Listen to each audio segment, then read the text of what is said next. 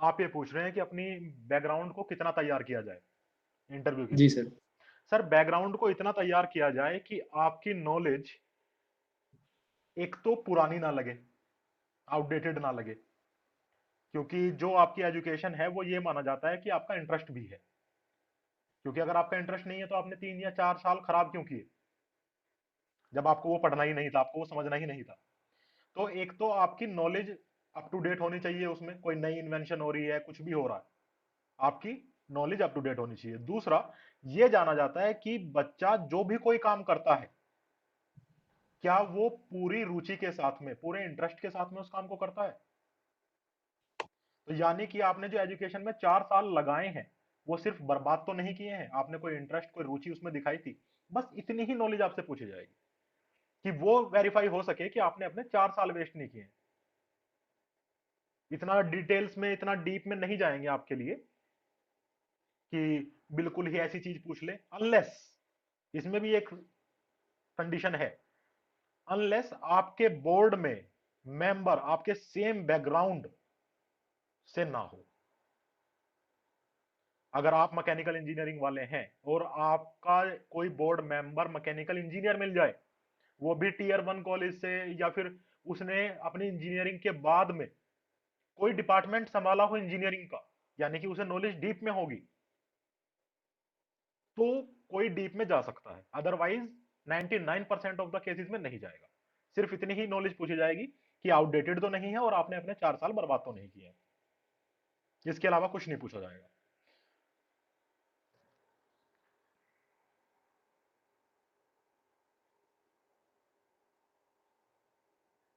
चलिए, next doubt है Aritra Chatterjee. Hello. जी sir. Good evening sir. Good evening sir. हाँ सर, पहला डाउट यह था कि डेफ का कीवर्ड एनालिसिस जो आप करने बोले थे, तो उसका कुछ पर्टिकुलर अप्रोच है या लाइक जो भी out of the blue question आ रहा है सभी के ऊपर आंसर बना ले? नहीं, जो भी आपके दिमाग में क्वेश्चन आ रहा है सभी का आंसर बना लें। बाकी क्वेश्चन मैं बनाने सिखाऊंगा कि आपके कीवर्ड से कैसे क्वेश्चन बनेंगे। ठीक है सर। सर और एक डाउट है कि मेरा जो ग्रेजुएशन का जो कॉलेज है वो मतलब अनलाइक एवरीवन एकदम रिसेंटली एस्टेब्लिश्ड है 2018 में, और वो है भी गति शक्ति विश्वविद्यालय। हम्म, तो उसके ऊपर जो प्रिपरेशन होगा क्या उसको एकदम मतलब डिटेल में फ्रॉम करना ऑल पड़ेगा। एस्पेक्ट्स? डिटेल में करना पड़ेगा। और इस बात से आपका कोई फर्क नहीं पड़ता कि आपका कॉलेज अभी स्टैब्लिश हुआ है या ऐसा कुछ है। आपको अपना कॉलेज यानी अपनी यूनिवर्सिटी डिटेल में ही करनी पड़ेगी। ठीक है सर, क्योंकि मेरा कॉलेज का जो वो नाम चेंज हुआ था बीच में 5 साल के अंदर ही, तो उसमें थोड़ा पॉलिटिकल एंगल भी जुड़ा हुआ है उसके साथ। पॉलिटिकल एंगल तो आपसे डायरेक्ट नहीं पूछा जाएगा, कभी भी पॉलिटिक्स पे बात आपसे डायरेक्ट नहीं होगी इंटरव्यू में आपका, क्योंकि वो पॉलिटिकल बायसनेस नहीं दिखा सकते अंदर। वो दो चीजों पे कभी बात नहीं करते, एक कास्टिज्म, दूसरा पॉलिटिक्स। इस पे वो खुलकर कभी बात नहीं करते। आपके ओपिनियन पूछेंगे लेकिन बातों को घुमा फिरा करके, डायरेक्ट इस पे बात नहीं करेंगे। जैसे आप लोगों ने बहुत सारे वीडियोस वगैरह देखे होंगे मॉक्स के, बड़े बड़े इंस्टीट्यूट्स मॉक्स के वीडियो डालते हैं, वो मॉक्स में खुलेआम बात कर लेते हैं कास्टिज्म पे, पॉलिटिक्स पे, लेकिन रियल इंटरव्यू में कभी इन पे डायरेक्ट बात नहीं की जाती।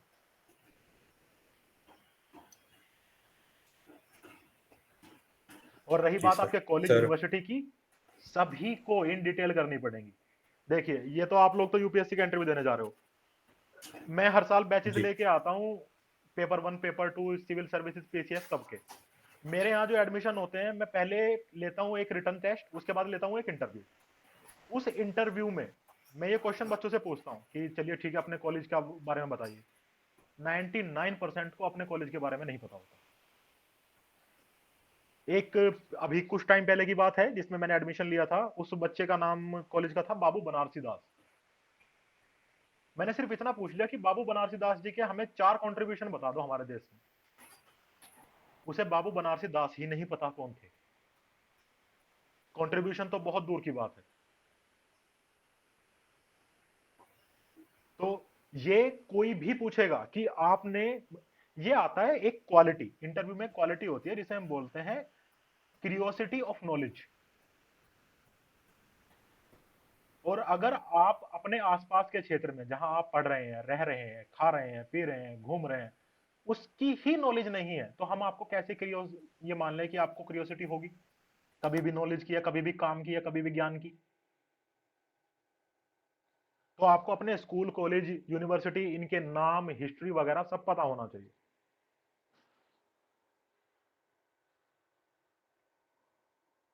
अब जैसे इसे अगर पॉलिटिकल एंगल देखा जाए, तो मैं भी एक क्वेश्चन पूछता हूं बच्चों से, जैसे किसी किसी का नाम आ जाता है नेताजी के नाम पे, ठीक है, नेताजी सुभाष चंद्र बोस नहीं, मतलब किसी भी नेताजी के नाम पे, लीडर के नाम पे, नेता के नाम पे।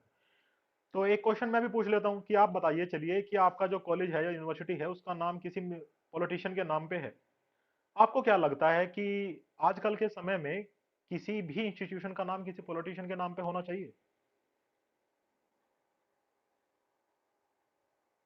या इससे सोसाइटी पे या इससे बच्चों के माइंड पे क्या इफेक्ट पड़ता है कि उनका स्कूल या कॉलेज का नाम किसी पॉलिटिशियन के नाम पे है?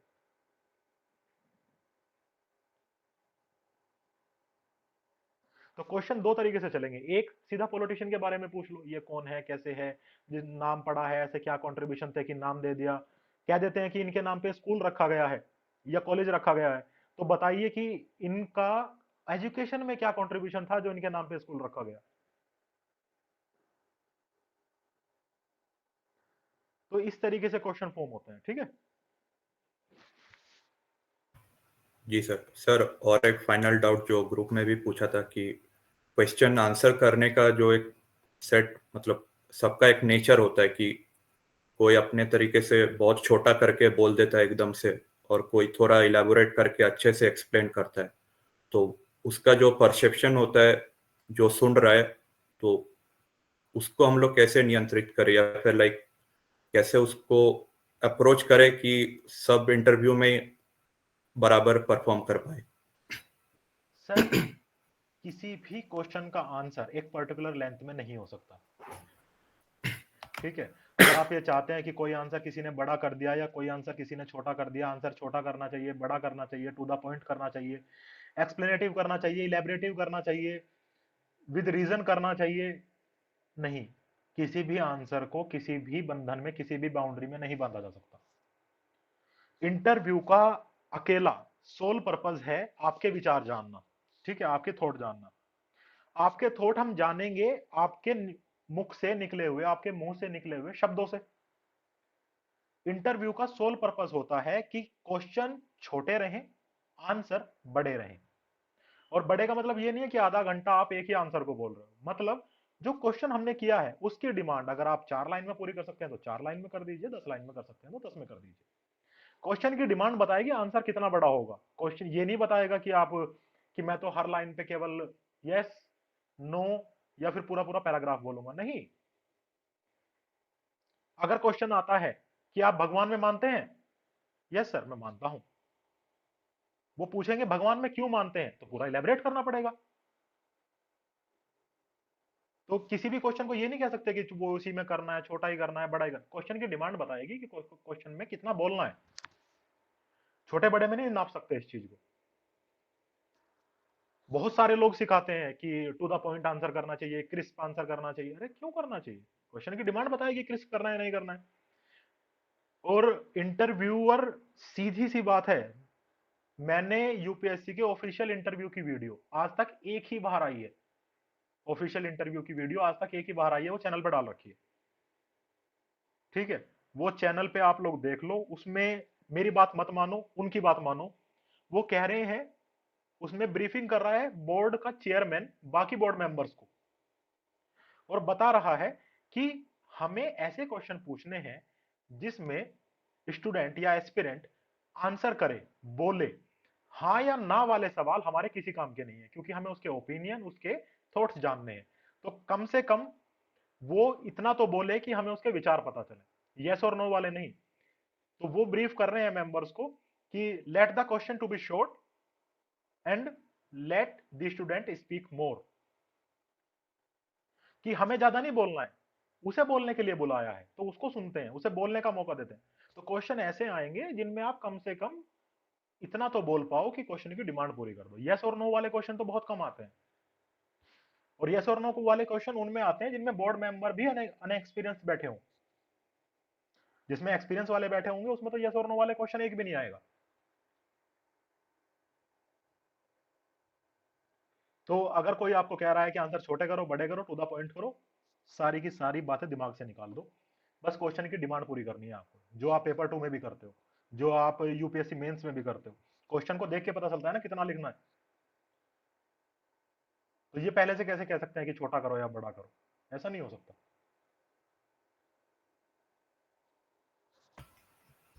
जी सर, बस यही था फिलहाल। Thank you. वो क्रिस्प करना है, छोटा करना है, वो उसी नहीं, को लेकर नहीं डायलेमा आ गया करना है, था। बिल्कुल नहीं करना है सर। जी सर। सिर्फ डिमांड पूरी थैंक यू करने पे सर। फोकस रखना है। मैंने आप लोगों को बताया था फालतू के फीडबैक से बचो, कि स्माइल मोर, आई कांटेक्ट बनाओ, आंसर क्रिस्प करो, कॉन्फिडेंस बढ़ाओ। इन फालतू के फीडबैक से हट जाओ।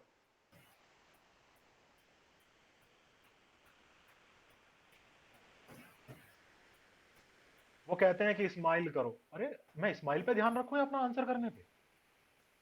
उन्हें मेरी थॉट प्रोसेस जाननी है, मेरा फोटो खींचना है। शादी में थोड़े ही आया हूं कि अच्छे पोज देके जाऊंगा।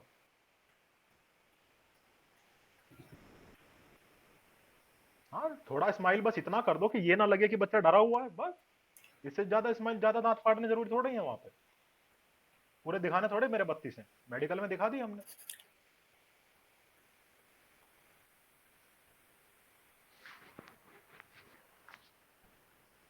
चलिए, योगेश वर्मा जी। डाउट ये था कि जैसे ग्रेजुएशन मैंने केमिस्ट्री ऑनर्स से की है सर, पर वो कोरोना में थी तो वो अब ज्यादा कुछ याद भी नहीं है और ना कुछ पढ़े थे उस टाइम। तो सर उसके बाद फिर अब पोस्ट ग्रेजुएशन में ज्योग्राफी ले ली, अब उसमें नेट भी हो गया, पर एक्चुअली जब फर्स्ट ईयर में उसमें तो मैंने डेफ में मेंशन नहीं किया। तो प्रिपेयर क्या करूं?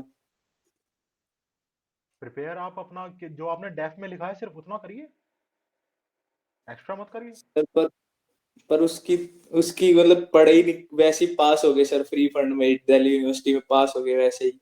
अब ना ही उसकी नॉलेज है ना कुछ, मतलब अब उसको मतलब टैकल कैसे करे कि ज्योग्राफी में ले आए। सच बोल देना। Okay sir. सच बोल के टैकल करना सबसे आसान होता है। आप बोल देना कि सर जैसे ही मैंने एडमिशन लिया था तभी कोविड आ गया था, तो क्लासेस वगैरह में अटेंड नहीं कर पाया, और तभी मेरा इंटरेस्ट डिफेंस सर्विसेज की तरफ आ गया, तो मैंने सिर्फ ग्रेजुएशन सिर्फ और सिर्फ डिग्री के लिए की है। बाकी मैंने अपना पूरा फोकस अपनी सर्विस पिक के लिए लगाया है। Okay sir, thank you sir, बस इतना ही था सर डाउट। हाँ, सच बोलोगे आसानी से टैकल कर पाओगे, और सच बोलना सबसे ओके। बड़ी क्वालिटी है जो वो देखेंगे। Okay sir. वो आपका डेफ देखेंगे, आपकी शक्ल देखेंगे, और आपके आंसर्स देखेंगे, और फिर इन तीनों में मैच करेंगे कि ये जो डेफ लिखा है ये बच्चे ने हमें इंप्रेस करने के लिए लिखा है या सच बोलता है। अगर झूठा इंप्रेस करने के लिए लिखा है तो बस वो पकड़ लेंगे। Okay sir, thank you sir. Okay. हाँ जी, रोहन कुमार जी।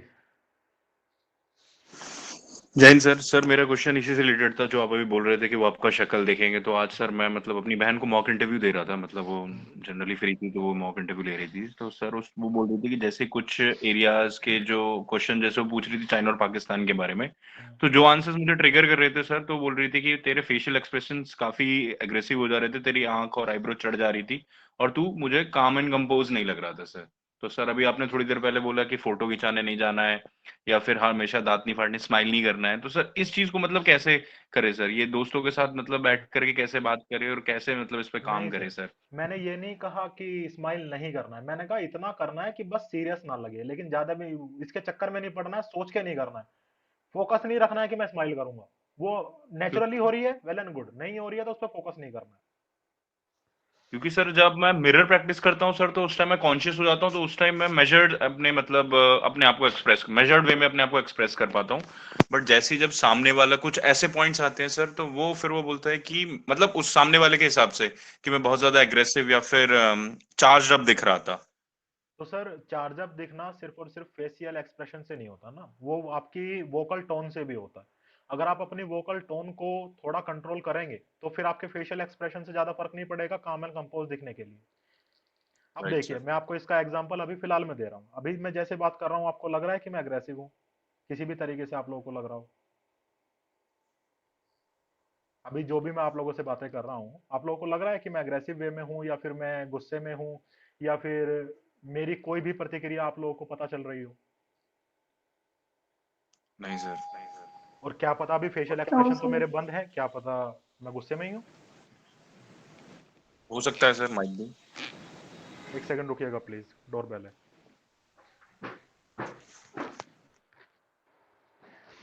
हाँ जी, तो जरूरी नहीं है कि सिर्फ फेशियल एक्सप्रेशन से ही आपका एग्रेशन या दिखाई दे, और फेशियल एक्सप्रेशन बहुत ज्यादा कंट्रोलेबल भी नहीं होते, लेकिन वॉइस कंट्रोलेबल होती है। तो हमें उन फैक्टर्स पे काम करना चाहिए अच्छा दिखने के लिए या अच्छे विचार बताने के लिए जो हमारे कंट्रोल में है। और एग्रेशन दिखाने के लिए सबसे ज्यादा वॉइस ही काम आती है। जब आप किसी पे गुस्सा करते हैं तो आपकी वॉइस बढ़ जाती है, टोन भी बढ़ जाती है, पिच कम हो जाती है ना। अगर मैं यही बात आपको ऐसे बोलने लगूं, आपको समझ में आएगा? समझ रहा हूँ मैं सर। राइट। तो स्पीड बढ़ जाती है, टोन बढ़ जाती है, पिच शार्प हो जाती है जब हम अग्रेशन दिखाते हैं। तो अगर हम दो चीजों को समझ लें, एक कि हमारे शब्दों में गैप कितना आना चाहिए, वॉइस ब्रेक कितनी होनी चाहिए, हम्म। दूसरा कि हम अपनी पिच को कंट्रोल कैसे करेंगे, वो शार्प होगी या एज्ड होगी। जब हम किसी को समझाने के लिए बात करते हैं तो हम शब्दों के बीच में अंतराल लाते हैं, गैप्स लाते हैं। अब जैसे मैं आप लोगों से बात कर रहा हूं, बीच बीच में मैं उतना गैप लाता हूं जितना मैं चाहता हूं। दो शब्दों के बीच में मैं कितना गैप लूंगा, दो वाक्यों के बीच में मैं कितना गैप लूंगा, ये समझाने की टोन होती है। तो सबसे ज्यादा जो जरूरी होती है वो होती है कि हम कहां कितना गैप ले रहे हैं, यानी कि हमारी बोलने की स्पीड कितनी है। अगर हम समझाने की बात में आएंगे तो हमारी टोन अपने आप ही काम लगेगी, शांत लगेगी। तो ये चीज हमें अपनी वॉइस पे काम करना होगा। ये आपको शायद 9th या 10th सेशन में मैं सिखाऊंगा कि अपनी वॉइस पे कंट्रोल कैसे करना है, और वॉइस में कहां कितना ब्रेक होना चाहिए, कहां नहीं होना चाहिए, किस आंसर में हमें अपनी एग्रेशन शो कर सकते हैं, किसी में नहीं कर सकते हैं, किस में करनी है, किस में बिल्कुल नहीं करनी है, और राइट करेंगे तो सर। कैसे करेंगे। हमें हैंड मूवमेंट भी रोकनी है, हमें हेड मूवमेंट भी रोकनी है। तो ये सारी चीजें एक एक एक एक करके सीखेंगे। पहले मैं आप लोगों को बता देता हूं, पहले मैं आप लोगों को सिखाऊंगा वो 7 क्वालिटीज जो आप लोगों की जज की जाएंगी।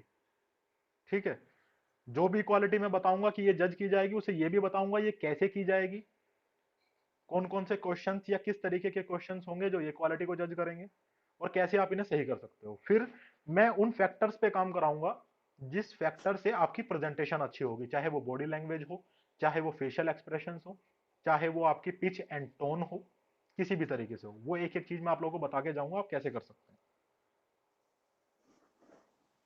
तो एग्रेशन अगर आपकी अभी शो हो रही है तो फेशियल जो एक्सप्रेशंस हैं वो बहुत ज्यादा कंट्रोलेबल नहीं होते, लेकिन फेशियल एक्सप्रेशन कैसे भी हो, अगर वॉइस हमारी कंट्रोल में है तो हम शांत महसूस करवा सकते हैं सामने वाले को।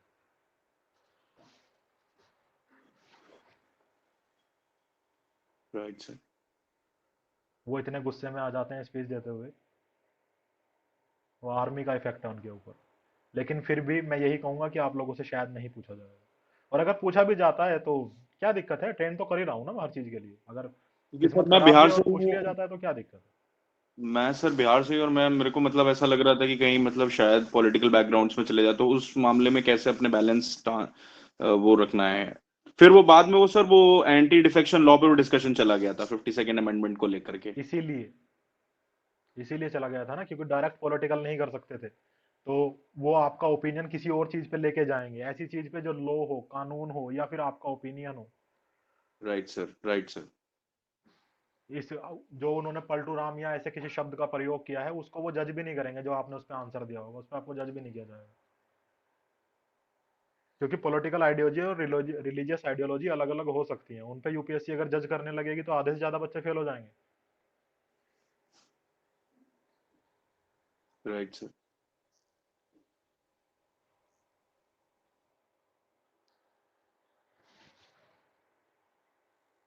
तो अगर ऐसी भी बात आएगी कि आपसे पॉलिटिकल क्वेश्चन भी आ जाएगा तो भी कोई दिक्कत नहीं है, आपको बैलेंस ऑफ जजमेंट जो 3rd सेशन में सिखाऊंगा उसमें काम आएगा। बैलेंस ऑफ जजमेंट सबसे ज्यादा जरूरी होती है एक डिप्लोमेट के लिए।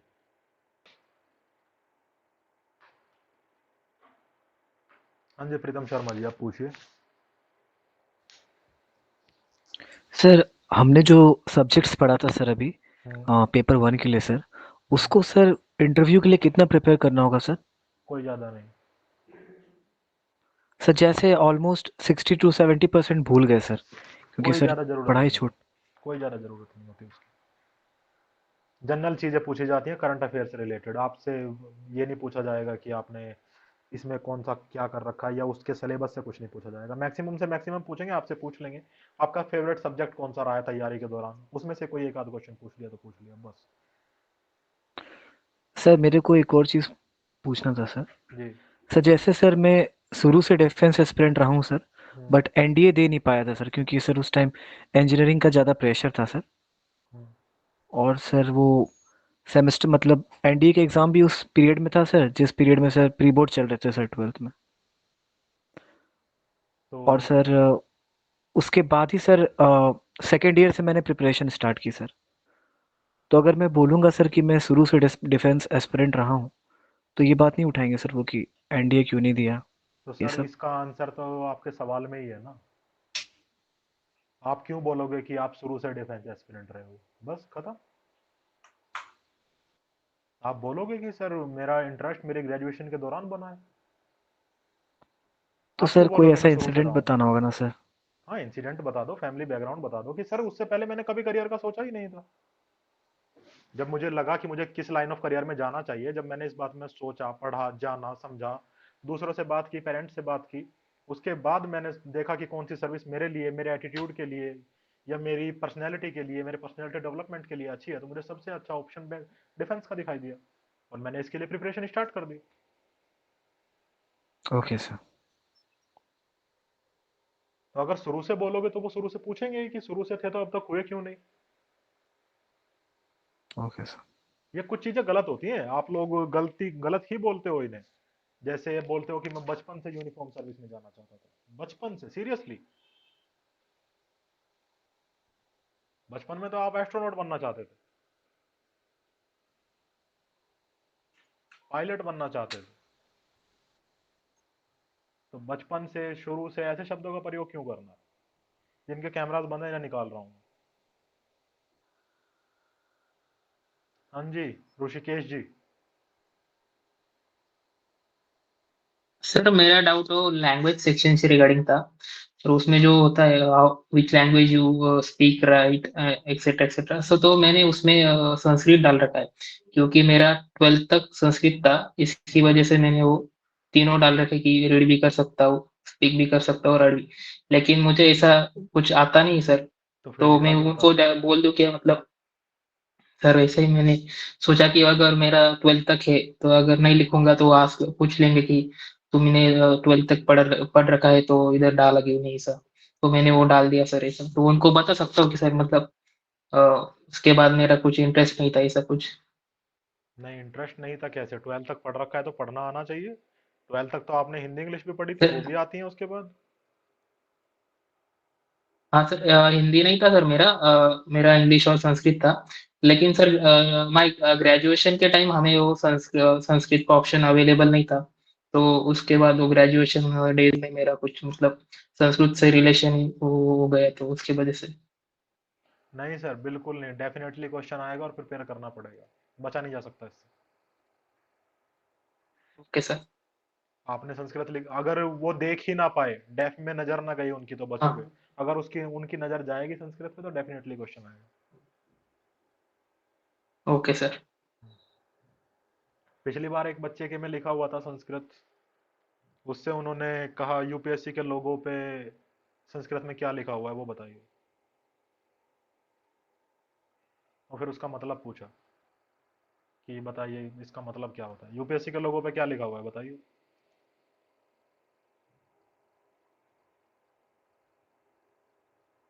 सर शीलम सर परम निष्ठा धृति कुशलम। सत्यम शायद। चलिए, यूपीएससी का लोगो सामने ही लगा हुआ था, ये ऐसे उन्होंने आउट ऑफ द ब्लू नहीं पूछ लिया कुछ। यूपीएससी का लोगो सामने ही लगा हुआ था, वो बस उसका मतलब पूछना चाहते थे कि संस्कृत आती है तो बताइए इसका मतलब क्या है। ऐसे उन्होंने ये नहीं पूछा कि ऐसे ही बता दो कि क्या लिखा हुआ है, वो तो बहुत सारे बच्चों को नहीं पता होता। ऐसे क्वेश्चन नहीं, ये भी सुन लो, जैसे आप लोग ये फेसबुक यूट्यूब पे क्वेश्चन देख लेते हो, ऐसे क्वेश्चन भी नहीं पूछे जाते, कितनी सीढ़ियां चढ़ के आए हो, कितने लोग मिले रास्ते में, ऐसे क्वेश्चन भी नहीं पूछे जाते। तो वो लोगों सामने लगा हुआ था, उन्होंने उनसे पूछा कि ये संस्कृत में पढ़ के बताइए, उन्होंने पढ़ के बताया, किसका मतलब बताइए, मतलब क्या होता है, क्योंकि संस्कृत आती है तो फिर उसे ट्रांसलेट करिए, भाई पता होगा फिर आपको। तो ऐसा क्वेश्चन पूछ लेते हैं। और ये तो अगर आपके उसमें डेफ में लिखी हुई है तो प्रिपेयर तो करनी पड़ेगी। हाँ, आगे क्यों नहीं कंटिन्यू की, ये आप बता सकते हो कि सर बहुत सारे ऑप्शंस अवेलेबल नहीं थे, और जो करियर के लिए डिग्रीज या करियर के लिए एजुकेशन आगे अवेलेबल थी, उसमें संस्कृत का ऑप्शन साथ में नहीं था।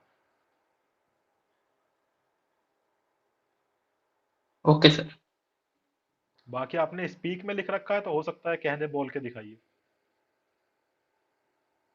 क्योंकि आप ऐसी चीजें लिख देते हैं, कुछ लोग लिख देते हैं सिंगिंग, वो बोल देते हैं गा के सुनाइए, कुछ लोग लिख देते हैं मिमिक्री, करके दिखाइए।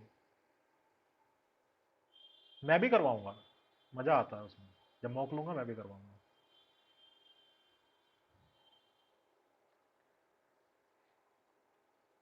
बहुत से बच्चे लिख देते हैं सिंगिंग, तो गाना गवाने में तो मजा आता है।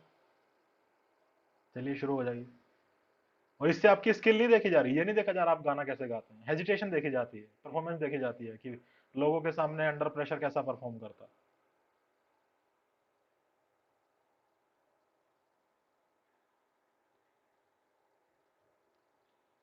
ऑक्सीजन सुमित यादव।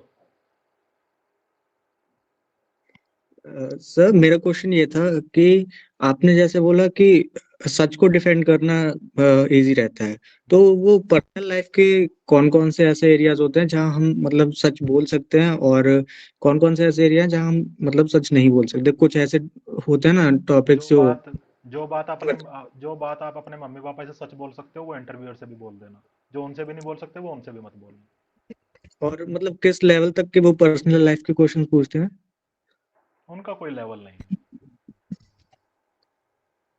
और सर एक डाउट और था, लाइक आप मॉक इंटरव्यूज के लिए कैसे, लाइक 300 से ज्यादा अपने ग्रुप में मेंबर्स हैं, तो मॉक इंटरव्यूज सर के लिए ग्रुप आप में कैसे? मेंबर होने से क्या होता है, मीट में तो 80 भी नहीं है टोटल, 2 आईडी मेरी हैं, 77 बैठे हुए हैं। मतलब मॉक इंटरव्यूज के लिए कैसे सिलेक्ट करेंगे? जो जो मीट में आता रहेगा नाम नोट कर लूंगा, जो रेगुलर होगा उनमें से करा लेंगे। Okay, thank you. क्योंकि ग्रुप में तो भीड़ होती है, सभी के में होती है। मैं अभी कोई नया ग्रुप का लिंक डाल दूंगा, उसमें भी 50 100 200 400 लोग पहुंच जाएंगे तुरंत।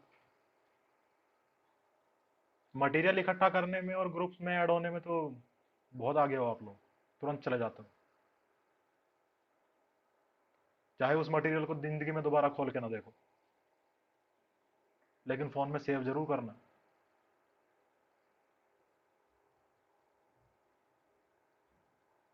ऐसे ग्रुप में भी किसी का भी लिंक आ जाए, किसी का भी A to Z, ज्वाइन तो हो ही जाते हो कि बाद में देख लेंगे काम नहीं आएगा। तो ऐसे तो ग्रुप में 300 350 हैं। इवन 100 लोगों की एप्लीकेशन पड़ी भी है ऑलरेडी, जिनको मैंने लिंक भेजा ही नहीं ग्रुप का, उनको भी दूंगा मैं, क्योंकि क्रियोसिटी सबको है, मेहनत किसी किसी को करनी है।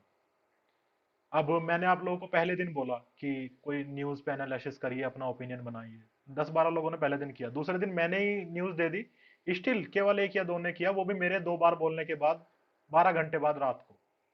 तो मेहनत करने को तो आप ही लोग तैयार नहीं हो, दूसरा कोई कहां से, आप ही लोग तैयार नहीं हो। आप लोग किसी के भी पास, मेरे पास हो या किसी के भी पास, ये सोच करके जाते हो कि कोई जादू का मंत्र मिल जाएगा, हम 2 बार बोलेंगे और पास हो जाएंगे, ऐसे तो नहीं हो पाएगा, मेहनत तो करनी पड़ेगी। फिर आप ही लोग पता है क्या बोलोगे बाद में, यार उसको 130 दे दिए, उसको 125 दे दिए, उसकी मेहनत नहीं देखोगे पिछले 6 महीने की, नहीं, बस उसका बोर्ड अच्छा था, उसकी किस्मत अच्छी थी, मेहनत नहीं देखता कोई दूसरे की,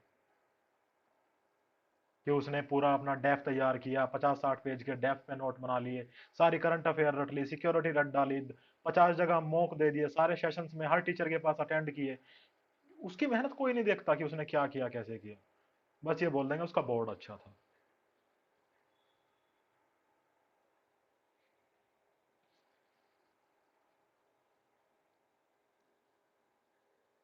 किसी भी बोर्ड में चले जाओ, अच्छा करने वाला अच्छा ही करता है।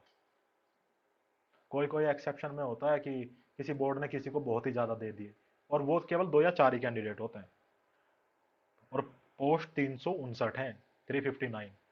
तो अगर 10-12 कोई एक्सेप्शन मार्क्स मिल भी गए ना, तो उनकी वजह से आप लोग आउट नहीं हो गए, आप लोग अपनी परफॉर्मेंस की वजह से ही आउट हो गए, क्योंकि उन्हें एक्सेप्शन पे नहीं भी मिलते ना। अगर उन्हें एक्सेप्शन मार्क्स नहीं भी मिलते कि 125 130 उन्हें नहीं भी मिलते, तो भी उन्हें 110 115 120 तो मिलने ही थे, लेकिन आपको तो 90 ही मिलने थे, आपको तो 85 ही मिलने थे, क्योंकि आपने मेहनत नहीं की। तो ये इल्जाम डालना बंद करो कि उसका बोर्ड अच्छा था, उसका टाइम अच्छा था। नहीं, उसकी मेहनत अच्छी थी। एक्सेप्शनल मिले हैं, लेकिन एक्सेप्शनल में 10 या 12 ही तो मार्क्स उसे एक्स्ट्रा मिल गए, और टोटल मिले 10-12 कैंडिडेट्स को हैं। तो उन्हें वो 10-12 मार्क्स नहीं भी मिलते, वो तब भी टॉप पे ही थे, वो तब भी मैक्स मार्क्स ही ले रहे थे। उनकी वजह से किसी की सीट वेस्ट नहीं हुई। ये अपने मन से भ्रम निकाल दो कि उनकी वजह से आपकी सीट वेस्ट हुई।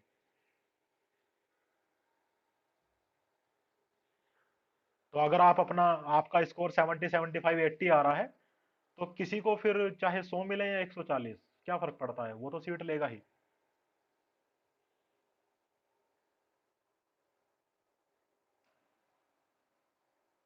तो आप अपना बेस्ट करो ना, आपको क्या फर्क पड़ता है कि किसको क्या मिल रहा है, कैसे मिल रहा है, लेकिन आप लोग करने को तैयार नहीं हो।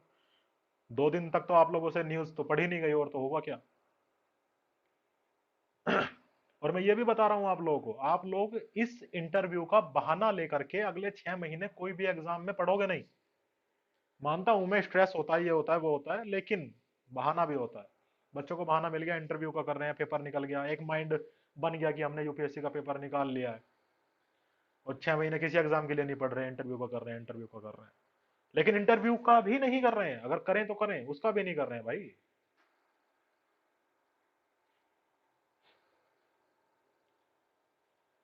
कुछ करोगे तभी तो होगा, ऐसे थोड़े ही कुछ भी सिर्फ आप सेशंस में आ जाओगे, मेरे आ जाओगे, किसी और के सेशंस में चले जाओगे, क्लासेस ले लोगे, क्या हो जाएगा उस चीज से। क्लासेस लेने से नहीं होता, प्रैक्टिस करने से, खुद से पढ़ने से होता। स्नेह Pratap Singh, good evening sir. Good evening sir sir. मैं ये जानना चाहता था सर, वैसे मैंने एसएसबी दी हुई है 5-6 बार सर, मैं कॉन्फ्रेंस जा चुका हूँ, but I have not been recommended. So sir, जैसे ऑब्वियसली सर पूछ सकते हैं इस चीज़ के बारे में कि मतलब क्या गलत हुआ है ऐसा कुछ, तो सर इस चीज़ को कैसे टैकल करने। एसएसबी वालों का तो एक ही आंसर होता है, सभी लोगों ने दे रखी है, और वो ऐसा नहीं है कि सिर्फ आपने दी है, बहुत सारे लोगों ने दे रखी है। कि सर Right. जितनी बार आकर, जितनी बार भी मैं वहां से आया, मैंने खुद को इंट्रोस्पेक्ट किया, और जो भी कमियां पाई मैंने उन पे काम किया है, और इन नियर फ्यूचर अगर मुझे दोबारा से मौका मिलता है तो शायद मैं रिकमेंड हो जाऊंगा। Okay sir. यही आंसर देना होगा कि मैंने खुद को इंट्रोस्पेक्ट हर बार किया है, और इंप्रूवमेंट हर बार किए हैं। अगर वो पूछ ओके सर। लेते हैं कि कौन सा इंप्रूवमेंट आपने किया है, तो आप 1 या 2 का एग्जाम्पल भी तैयार करके जाएंगे कि communication skills, presentation skills, confidence, ये आप बताएंगे कि सर मैंने इन पे काम किया है, किसी पे भी आप बता सकते हैं। तो वो 1-2 ओके सर। एग्जाम्पल एरिया भी आपको प्रिपेयर करके लेके जाने हैं। Right sir. अमित कुमार जी, जिनसे होती जाए वो हाथ नीचे कर ले, जिनसे बात होती जाए। हाँ जी अमित कुमार जी। सर माइक ओपन करेंगे तो अच्छा रहेगा सुनने में। हेलो सर, नमस्ते। मेरी आवाज़ आ रही है? हाँ जी सर, आ रही है। सर मेरा बीटेक डबल ई में हुआ है और मास्टर्स पॉलिटिकल साइंस में, और सर करंटली हम सीएलसी लॉ कर रहे हैं सर। तो सर किसको डिफेंड करना सही होगा, क्योंकि सर बीटेक तो सर वो मेरी मर्जी से हुआ नहीं था सर, वो तो सर डेप्थ पेरेंट्स में लोग क्या बोल रहे थे तो डिफेंड है कर। वो बताइए। सर डैप में तो मेंशन किया है सर, बीटेक हूँ, मास्टर्स है, और सर सीएलसी के बारे में मेंशन नहीं किया हूँ, लॉ के बारे अभी। बस, तो तीसरी चीज को बीच में लेके भी मत आइएगा, क्योंकि 3 अलग अलग एरियाज में जाना अच्छा नहीं रहेगा। इंजीनियरिंग के बाद आपकी मास्टर्स जो कि आर्ट्स में है, और उसके बाद आप लॉ में चले गए, जी जी। तो लॉ को तो मेंशन मत करिएगा, अनलेस कि वो आपसे जी सर। पूछे कि अभी क्या कर रहे हो। जी। अगर वो आपसे पूछते हैं तो फिर तो बता देना, कोई दिक्कत नहीं है, लेकिन नहीं पूछते हैं तो मत बताना। और सर मैंने ड्यू में सर इंटरव्यू दिया है असिस्टेंट प्रोफेसर के लिए, क्या इसको मेंशन करना सही होगा या नहीं होगा? बिल्कुल होगा सर। अच्छा, और सर एक चीज़ है कि मेरा सर हॉबी सर सिंगिंग करना है, आपने अभी डिस्कस कर रहे थे आप अभी। चलो तो तो सर वो गा ये के पूछ सुनाओ, सकते हैं कि क्वेश्चन बाद में, सर मैं गा दूंगा। क्वेश्चन बाद में आएगा, गा के सुनाओ। सर कैसा गाना सुनाऊं? देशभक्ति गाना सुनाऊं, बॉलीवुड वाला कैसे सुनाऊं? कोई भी सुना दो, मैं तो सारे सुन लेता हूँ, आपका रीजनल सुना दो। सर मैं तो सर बिहार से हूँ, सुना दो, कोई तो बात सुनाता हूँ सर, एक हाँ एक रीजन सुनाता हूँ। भाषण में गरीब कह के शासन करो है, जब मांगो है मजूरी या लाठी मारो है। बस सर, आगे बाद में सुना दूंगा। नहीं। गाने में भी पॉलिटिक्स लेके आ रहे हो आप तो। जी सर, क्या बोल रहे हैं? गाने में भी पॉलिटिक्स लेके आ रहे हो आप तो। सर वो रीजनल सॉन्ग था ना, इसलिए थोड़ा गा दिया। अभी अभी करंट एंड कंटेम्प्रेरी मामला भी है बिहार का। चलिए, तो अब आगे पूछ रहे थे आप, वो पूछिए। और सर ये जो डेफ है सर मेरा, उसमें मैं दिया हूँ कि डिबेट ऑन इंटरनेशनल पॉलिटिक्स। तो सर नेशनल पॉलिटिक्स पे सवाल पूछ सकते हैं वो लोग? सर बिल्कुल पूछ सकते हैं, नहीं पूछेंगे, आधा इंटरव्यू इस पे चलेगा आपका। अच्छा अच्छा। आधा इंटरव्यू इसी पे ओके। जाएगा आपका। जो लोग अपने डेफ में आईआर लिख देते हैं, समझिए कि उनका आधा इंटरव्यू उसी पे चलता है, आधे से भी ज्यादा ही हो जाएगा। और उनका एवरेज इंटरव्यू टाइम भी 40 मिनट के आसपास होता है, क्योंकि ऑफिसर्स की फेवरेट चीज है इंटरनेशनल रिलेशंस। और मैं ये मानता हूं कि जिन लोगों को जेन्युइनली इसमें इंटरेस्ट होता है, वो इंटरव्यू में बहुत अच्छा करते हैं, क्योंकि इसमें जी सर, ये तो जानने के लिए, बोलने के लिए, समझने के लिए बहुत स्कोप है आईआर में। जी सर। तो अगर आपका जेन्युइनली आईआर में इंटरेस्ट है, तो आपका इंटरव्यू भी अच्छा जाने वाला है। हाँ सर, इंटरेस्ट तो है सर, मैंने इसलिए पॉलिटिकल साइंस से किया है मास्टर्स। सर मास्टर्स तो लोग किसी से भी कर लेते हैं, मैंने 6-7 कर रखी है। तो अगर आपका जेन्युइनली इंटरेस्ट है, तो आपका इंटरव्यू अच्छा जाएगा। सर एक चीज और सर बता जी। दें आपकी, सर मैं पिछली बार का देख रहा था कि जो लोग डिफेंस में इंटरेस्ट रखते थे, जिसका बैकग्राउंड डिफेंस का है, उसे इंटरव्यू में अच्छे मार्क्स मिले। सर इसका क्या कुछ इम्पैक्ट पड़ता है क्या इंटरव्यू पे? नहीं सर, ऐसा कुछ नहीं है। आपको कैसे पता कि उन्हें अच्छा मिला है? क्या सैंपल साइज है आपका? जो सर पहला रैंक था ना सर, उसके फैमिली बैकग्राउंड थे डिफेंस में, तो उसके 130 मार्क्स मिले थे। सर जिनका डिफेंस बैकग्राउंड होता है, वो ज्यादातर केवीएस या एपीएस से पढ़े हुए होते हैं, ठीक है। और जी जी। उन्हें अपॉर्चुनिटी मिलती रहती है पब्लिक स्पीकिंग की, तो उन्हें उस चीज का फायदा होता है। ऐसा कुछ नहीं है कि डिफेंस बैकग्राउंड की वजह से है वो आपकी एजुकेशनल बैकग्राउंड की वजह से है। आप ऐसे स्कूल से पढ़े हैं जहाँ पे आप पब्लिक स्पीकिंग बहुत ही ज्यादा करते हैं, तो आपको अच्छा मिलेगा ही। पब्लिक स्पीकिंग सबसे बड़ी स्किल है जो एक इंसान को चाहिए आज की डेट में, चाहे वो इंटरव्यू हो या लाइफ हो। अगर आप 40, 50, 100, 200 लोगों को अपनी बातों में एंगेज करके रख सकते हैं, तो इससे बड़ा स्किल शायद आजकल के टाइम में कोई नहीं है। और ओके वहां तो सर, चार थैंक ही यू। लोग हैं जिनको एंगेज रखना है।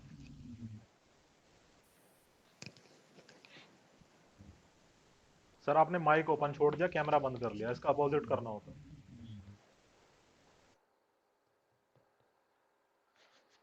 Shobhit Singh, yes sir, good evening sir. नाम का मतलब क्या होता है सर आपके? सर शोभित का मतलब होता है कि किसी चीज को आप डेकोरेट कर देना, जैसे कहते हैं ना, सुशोभित कर दिया है। तो सुशोभित और शोभित दोनों एक ही होते हैं? हाँ सर, सु मस एक वर्ब होता है सर कि प्रोसेस ऑफ, मतलब शोभित करने का प्रोसेस कहते हैं, किसी को आप सुशोभित कर दीजिए, शोभित कर दीजिए। शोभित इज मतलब डेकोरेट करना किसी चीज को। तो फिर सुशोभित शब्द का इस्तेमाल ही क्यों होता है, जब अगर शोभित से भी हो सकता है? हाँ सर, शोभित भी हो सकता है, सुशोभित भी हो सकता है, दोनों को सर इंटरवेरिएबली यूज कर सकते हैं सर। तो फिर as far as I know sir, मतलब बहुत ज्यादा तो मैंने भी इस्तेमाल नहीं किया है लेकिन जैसे मैंने इसका यूसेज देखा है शब्द का। तो फिर आपका नाम सुशोभित क्यों नहीं रखा गया?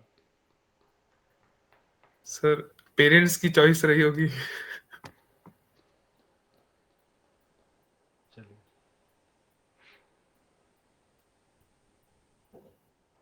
बताइए सर सवाल। सर आप लास्ट सेशन में भी, आज भी जैसे वो लेफ्टिनेंट जनरल राज शुक्ला का डिस्कशन चल रहा था, और पहले भी जैसे इंटरव्यू वालों से बात हुई, बोला कि आपका जो बोर्ड होता है वो काफी हद तक डिसाइड करता है कि आपका इंटरव्यू किस डायरेक्शन में जाएगा, किस टाइप क्वेश्चंस आएंगे।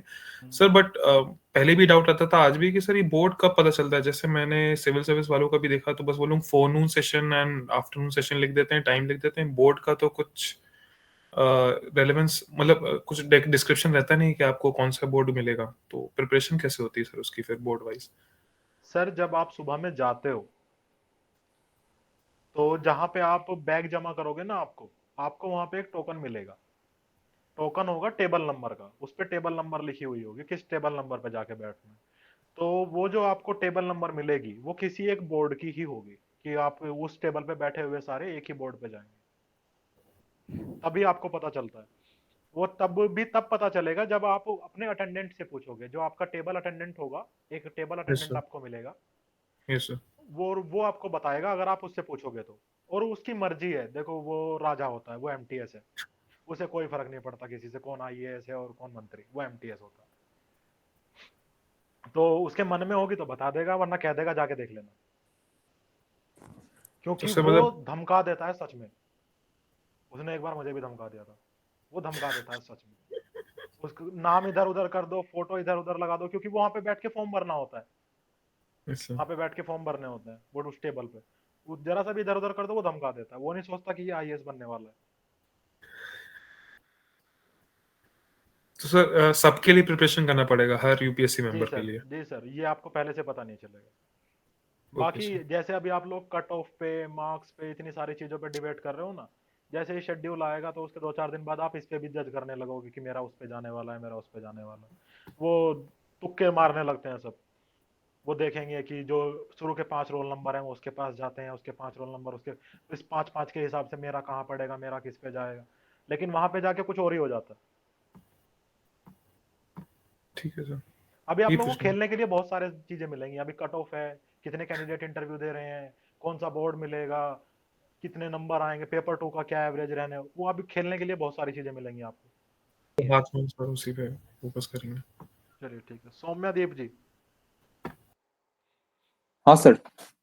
सर मेरा एक्चुअली 3 डाउट्स थे। हेलो, हाँ जी सर सर, मेरी बोलिए। आवाज आ रही? जी सर। हाँ सर। फर्स्ट डाउट सर ये है कि मेरा जैसे मतलब स्पोर्ट्स बैकग्राउंड है, ठीक है, मतलब मैं प्रोफेशनल लेवल पे स्विमिंग किया हूँ। तो तो सर मतलब in the interview sir it can be asked like swimming के वो मतलब अलावा भी और कोई स्पोर्ट्स से वो कुछ मतलब आ सकता है? नहीं सर, स्पोर्ट्स बैकग्राउंड था इसलिए कुछ। क्वेश्चन आएंगे स्पोर्ट से कॉन्सेप्चुअल और साथ में अच्छा, आपके स्पोर्ट से फैक्चुअल। अच्छा। जैसे आपने बताया कि आप स्विमिंग करते हैं, तो हाँ सर। कॉन्सेप्चुअल आएंगे स्पोर्ट से कि हम देखते हैं ओलंपिक्स में भारत का उतना अच्छा प्रदर्शन नहीं है जितना अच्छा हो सकता है, इसके पीछे आपको क्या कारण लगता है। अच्छा इस तरीके के कॉन्सेप्चुअल क्वेश्चन आएंगे। तो ऐसा ऐसा नहीं है कि क्रिकेट पे बात आपसे होने लगेगी, नहीं होगी। सर अभी मतलब सर अभी जैसे वो मतलब अवार्ड वगैरह आया है तो मतलब एकलव्य अवार्ड वगैरह जो होता है, ठीक है, हाँ, तो तो अपनी स्विमिंग वाला तो पता मत रखो बस। ठीक है सर। सर एक और डाउट था सर। जी। अ, सर ये है मतलब 2019 तक मैंने मतलब अच्छा कंपटीशन में भाग लिया सर, उसके बाद कोविड-19 आ गया सर, उसके बाद से मतलब उतना खास मैंने पार्टिसिपेट किया नहीं है सर। तो मतलब इस पे मतलब टैकल कैसे करना है कि अभी तुम मतलब इसको सर मतलब कंटिन्यू नहीं 2019 कर? तक मैं प्रोफेशनल खिलाड़ी था, लेकिन 2019 के बाद कोविड आने की वजह से सारी स्पोर्ट्स फैसिलिटीज को बंद करा दिया गया, कोई कंपटीशन वगैरह नहीं किए जा रहे थे। तो मैं आउट ऑफ प्रैक्टिस भी हो गया, क्योंकि मैं पूल तक भी मेरे पास एक्सेस नहीं था। मैं आउट ऑफ प्रैक्टिस हो गया, लेकिन उसी दौरान क्योंकि लॉकडाउन भी था तो मैंने अपनी करियर लाइन को चेंज करके डिफेंस में आने का सोचा और तैयारी शुरू कर दी। अच्छा, अच्छा। ओके। सर सर एक और डाउट था सर। अभी जैसे मतलब डिफेंस का एग्जाम्स मैंने बहुत पहले से दिया है, तो मतलब 2019 में एक बार मैंने इंडियन आर्मी में मतलब एसएसबी में गया था, तो वहाँ पे कौन सी एसएसबी? रिकमेंडेड भी हुआ था। कौन सी एसएसबी? 10+2 टीएस का सर। तो यूपीएससी को नहीं पता ना उस चीज का। अच्छा ठीक है सर। समझ तो गए? मतलब वही डाउट था कि सर उसके बाद भी मैंने एसएसबी दिया है, तो उसमें कॉन्फिडेंस आउट रहा हूँ, तो सर मतलब इसको टैकल कैसे करना था, मैं ये पूछने वाला था आपसे। नहीं नहीं, जिस एंट्री का यूपीएससी को पता है, यानी कि सीडीएस एंट्री का, केवल वही अच्छा, बतानी है, उसके अलावा एंट्री मत बताना आप। 2019 के बाद की बता देना, पहले की मत बताना कोई भी। बता देना कि मैंने डिफेंस के लिए तैयारी शुरू की और कुछ एग्जाम्स दिए जिसमें सीडीएस और सीएपीएफ भी थे, और अंततः मैं सफल हुआ और आपके सामने बैठा हूँ। सर मैंने डैफ में एनडीए का भी सर मेंशन किया था, उसमें कॉन्फ्रेंस आउट था तो इस सर, चीज तो को मतलब आंसर को थोड़ा सा हम चेंज कर देंगे, हम कहेंगे कि सर मैंने हमेशा से दो ही इंटरेस्ट लिए हैं, एक मेरा स्पोर्ट में था स्विमिंग में, और दूसरा मेरा डिफेंस में था। जैसे ही मेरी स्पोर्ट फैसिलिटी थोड़ी सी बंद हुई या मैं स्पोर्ट पर्सन नहीं रह पाया ड्यू टू कोविड सिचुएशंस, तो मैंने अपना दूसरा जो मेरा इंटरेस्ट था डिफेंस, मैंने उसको परस्यू किया और उसके बाद मैंने उसमें मेहनत की। ओके सर, ठीक ठीक, thank you. Navneet Mishra, camera on, camera बंद करके क्या कर रहे हो? आप ऑन कैमरा ऑन है? सर आप ऑन किया है? नहीं तो कैमरा ऑन था सर कब से। सर मेरे पास तो ऑफ आ रहा था, बहुत सारे लोगों ने दोबारा ऑफ कर लिया, मैं निकाल देता हूँ फिर दोबारा एंट्री लेते हैं। सर क्वेश्चन ये था मेरा, सर 12th में सर एनडीए का मैंने दिया सर, टीएस भी दिया था सर, एसएससी वगैरह। उसके बाद मैंने सर ग्रेजुएशन किया तो उस समय सर मैंने सीडीएस एक बार भी नहीं दिया सर। उसके बाद मैंने उसके बाद एमएससी केमिस्ट्री से ड्यू से, फिर उसके बाद मैंने डिसाइड किया कि सीएपीएफ देना है सर। तो सर कैसे मतलब टैकल? आप लोग प्लीज बात सुनिए, अगर मैं अभी आप लोगों को एक एक क्वेश्चन टैकल करके दिखाऊंगा ना, तो ऐसे तो सभी के मन में डाउट आने लगेंगे कि मैं भी अपना करा लेता हूँ, मैं भी अपना करा लेता हूँ। ये इंडिविजुअल सेशन के लिए छोड़ दीजिए, मैं आप लोगों के क्वेश्चन फ्रेम करा दूंगा, आंसर फ्रेम करा दूंगा, भरोसा रखो यार, कह दिया मैं आप लोगों के सारे आंसर फ्रेम करा दूंगा। ओके। ऐसे तो फिर सभी के मन में एक आध क्वेश्चन आएगा तो 200-300 क्वेश्चन तो ऐसे ही हो जाएंगे टैकल करने के लिए, तो इंडिविजुअल में क्या बचेगा? तो इंडिविजुअल में करा दूंगा मैं, आपके मन में जो भी ऐसा क्वेश्चन आएगा कि इसका आंसर मैं क्या कर सकता हूँ या कैसे टैकल होगा, मैं करा दूंगा। Yes sir. सर और सेकंड क्वेश्चन था कि सर मान लीजिए कोई ओपिनियन पूछते हैं किसी भी इवेंट पे, तो सर कैसे उसको बैलेंस किया जाएगा, मतलब कि ये मे भी सही हो सकता है गलत नहीं, तो कैसे मालूम चलेगा कि मेरा ओपिनियन मतलब सही है या गलत है? Sir third session balance of judgement.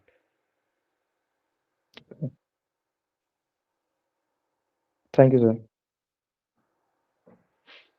तो जिसके भी ऐसे क्वेश्चन के डाउट हैं कि मैं इस पे क्या आंसर कर सकता हूँ या मैं इस सिचुएशन को कैसे टैकल करूंगा, ये इंडिविजुअल के लिए छोड़ दो और हाथ नीचे कर लो।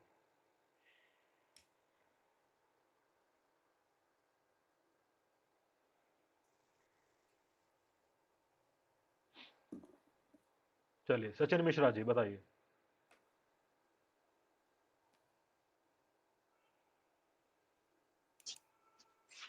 हेलो जी सर। सर, एक बहुत मेरे हिसाब से तो बहुत बड़ा मिस्टेक है ये। मैंने सर ईपीएफ को दिया था और उसको मैंने मेंशन नहीं किया एग्जाम, फिर मैं टैब भरा हूँ नहीं पड़ता, कोई तो फर्क उसमें नहीं मैंने पड़ता, सर ओके। कोई सर फर्क एक चीज नहीं और पड़ता। सर, जैसे मैंने स्टार्टिंग में एनडीए दिया था, उसके बाद कोई डिफेंस एग्जाम नहीं दिया, सीधा ये मेरा पहला अटेम्प्ट था सीपीएफ का। तो इस चीज को कैसे जस्टिफाई करूंगा कि मतलब सर मैंने सेम चीज इतने अभी टाइम बाद? बताई ना, इंडिविजुअल में बताऊंगा मैं आप लोगों के ऐसे आंसर्स टैकल करने के लिए। ठीक है, ठीक है सर, ओके। देखो थैंक आप यू। लोग अगर मेरे पे भरोसा करोगे कि सही आंसर मैं टैकल करा रहा हूँ, हालांकि वो आपको पता चल जाएगा जैसे ही मैं आपका आंसर आपको दूंगा, आपको भी लगेगा हाँ कि ये बोलने के लिए अच्छा आंसर है, वो आपको अंदर से फीलिंग आएगी कि हाँ बोलने के लिए अच्छा आंसर है। तो इस चीज पे भरोसा रखो, आप लोगों की जो ऐसी सारे सिचुएशंस होंगी मैं एक एक टैकल करा दूंगा कि इसमें क्या बोला जा सकता है। ठीक है सर, थैंक यू। हाथ नीचे कर लीजिए सर, अब ठीक है। Abhishek Kumar ji.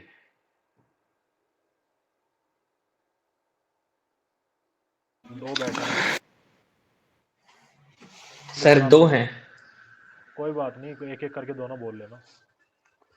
Okay sir, good evening sir. मैं ये पूछ रहा था कि जैसे मतलब प्रेफरेबल लैंग्वेज जो मेरा इंटरव्यू का होगा वो अंग्रेजी होगा, लेकिन इसमें एक सवाल जो शायद मेरे मन में आ रहा था, चूंकि मैं बिहार से बिलोंग करता हूँ सर, तो इसमें जैसे क्वालिटी ऑफ द लैंग्वेज, तो when I say quality of the language I mean कि अगर मैं कह रहा हूँ कि I want to join CAPF, तो this is one sentence. And दूसरा सेंटेंस जब मैं कहता हूँ तो मैं ऐसा कहूंगा, I want to join CAPF. The kind of vague और थोड़ा रॉ इंग्लिश फॉर्म जब सर सामने आता है, तो सर इसका इम्पैक्ट कितना हो सकता है हमारे इंटरव्यू पे, पैनल पे सर? सर पहले मुझे ये बताइए पूरे डेफ में कहाँ लिखा हुआ है प्रेफरेबल लैंग्वेज का ऑप्शन?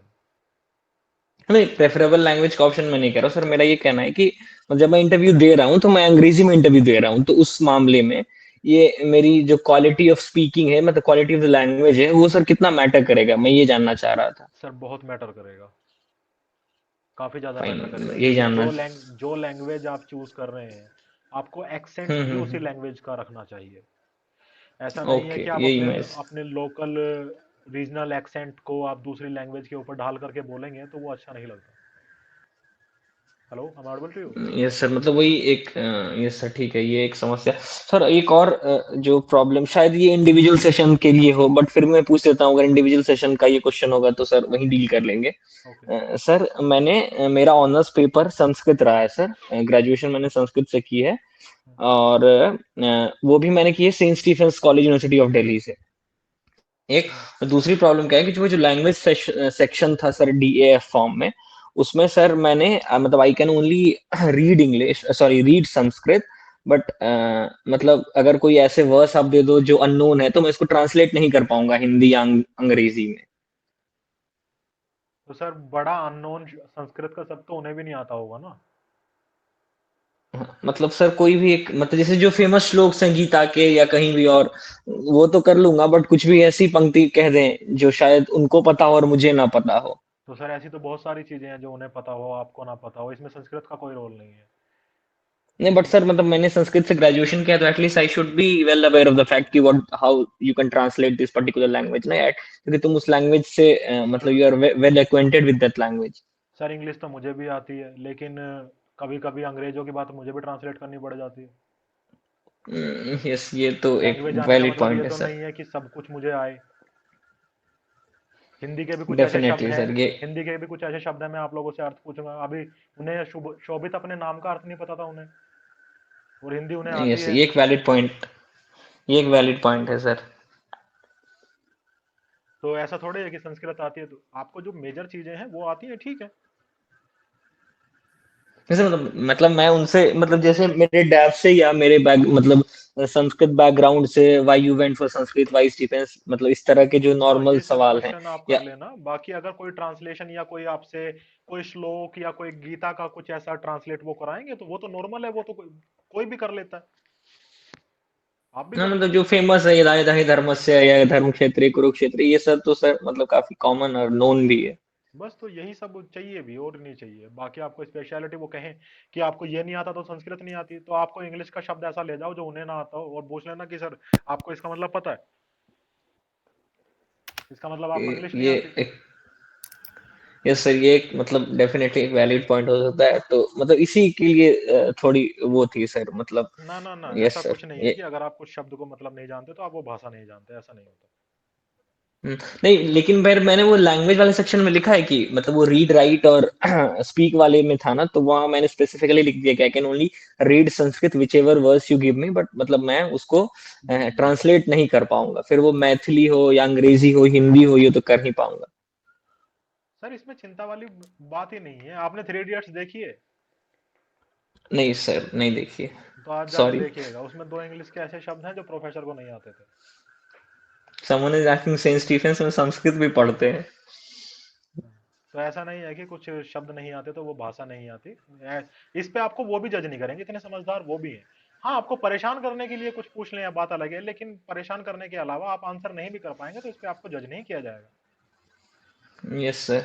आपको हर ओके। क्वेश्चन के हर आंसर पे जज नहीं किया जाता वहां पे। कुछ तो केवल आप ऐसे ही मजे के लिए पूछ लिए जाते हैं, जैसे मैंने कह दिया कि चलो गाना सुना दो, तो कुछ तो बस ऐसे ही, क्योंकि हम तो पूरा दिन बैठ के यही काम कर रहे हैं, थोड़ा बहुत एंटरटेनमेंट तो हम आप लोगों से ले ही सकते हैं। Yes sir. सर एक पॉइंट शायद मतलब ये ड्रैग करना हो, but still sir I am sorry for asking this, कि वो आपने गाना गाने वाली बात करी, तो उसमें ना मैंने ड्राफ्ट में ऐसा भी लिखा हुआ कि I like writing Hindi poetry, तो मतलब वो ऐसा भी कह सकते हैं क्या लिखा है बोल, मतलब वो डेफिनेटली करके सब। 100% है, एक कम से कम 2-3 पोयम तैयार करके जाना। नहीं, मतलब सर वो थोड़े रोमांटिक पोएम्स है, तो मतलब क्या हो गया, विल इट नॉट बी थोड़ा वेग की, मतलब कोई ऐसी बात बात नहीं, कह दूं वहां सास भी से। कभी बहू थी, वो लोग भी कभी जवान थे, सुन लेंगे। Yes sir. तो दो तरीके की पोएम्स याद करके लेके जाना, एक जो आपने लिखी हो, और कम से कम दो फेवरेट पोएट्स के नाम याद करके लेके जाना, और उनकी दो दो पोएम।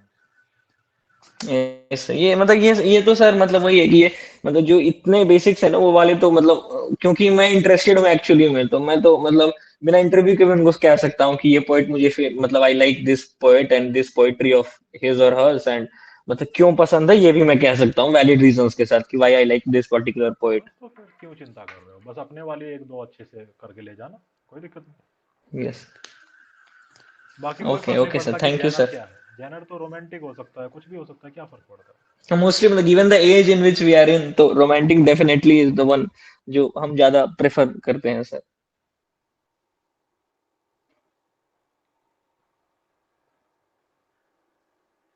चलिए दूसरे अभिषेक जी बताइए। सर सबसे पहले सर मैंने अपनी हॉबी में ना एक हारमोनिका इंस्ट्रूमेंट के बारे में लिखा है, तो सर वो यूट्यूब से देख देख के ऐसे बजाने का शौक है, थोड़ा बहुत सरगम बजाना आता है, तो उसके बारे में और रिसर्च वगैरह कर लूँ वो ज्यादा बेटर है ना। सर बिल्कुल कर डिस्पाइट लीजिए कि वही क्यों पसंद है, या फिर शुरुआत किसने की थी, इंडिया में कौन है जिसे जो नॉन है इसमें, ऐसे क्वेश्चंस कर लीजिए। बाकी इंस्ट्रूमेंट आप अंदर लेके नहीं जा सकते तो बजाने के लिए नहीं बोला जाएगा। ठीक है। सर दूसरा सर जैसे एक मैंने और लिखा था बुक रीडिंग का, सर बुक यूजुअली सर यही वो ऐसे मिलिट्री रिलेटेड किताबें ही पढ़ी हैं, तो हाँ कोई यही बात बुक नहीं, वो आपसे पूछेंगे कि आप क्या पढ़ना पसंद करते हैं, तो आप बता देना कि सर मिलिट्री लीडर्स के नॉवेल्स पढ़ना पसंद करता हूँ।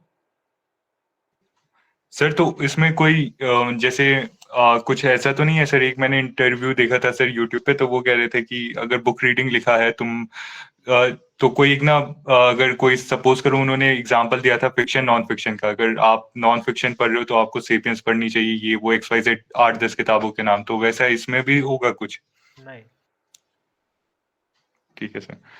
और सर एक सर ये मिक्स मार्शल आर्ट जो सर ये मैं वो स्पोर्ट्स है सर, ये ऐसे ही जिम के वो उसको उसके उसकी जगह खेलता हूँ अपने उसके लिए, तो इसको भी full A to Z prepare करना होगा?